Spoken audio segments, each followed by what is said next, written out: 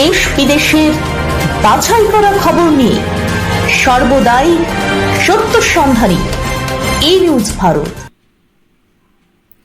নমস্কার, ই নিউজ ভারতে আপনাদের সকলকে স্বাগত। শুরু করছি ওয়েদার আপডেট।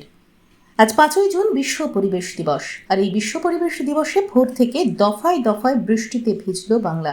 ইতিমধ্যে দেশের মূল ভূখণ্ডে প্রবেশ করেছে বর্ষা। আলিপুর আবহাওয়া দপ্তরের তরফে জানানো হচ্ছে, বৃহস্পতিবার কেরলে আনুষ্ঠানিকভাবে বর্ষার আগমন ঘটেছে। আগামী দিন থেকে 3 দিন আরও অগ্রগতির সম্ভাবনা। বৃষ্টির সঙ্গে ঝড়ের দাপট। বর্ষার আগেই দক্ষিণবঙ্গে 10 জেলায় সতর্কতা। বর্ষা ঢোকার সঙ্গে সঙ্গেই শুরু হয়ে গিয়েছে বর্ষার প্রবেশের কাউন্টডাউন। শুক্রবার সকাল থেকেই শুরু হয়েছে বৃষ্টি। আবহাওয়া দপ্তরের পূর্বাভাস অনুযায়ী আজ শুক্রবার উত্তর ও দক্ষিণ 24 পরগনা, হাওড়া, হুগলি, পূর্ব ও পশ্চিম মেদিনীপুর, বীরভূম, নদিয়া, মুর্শিদাবাদ জেলায় আছড়ে পড়বে ব্যাপক ঝড় বৃষ্টি।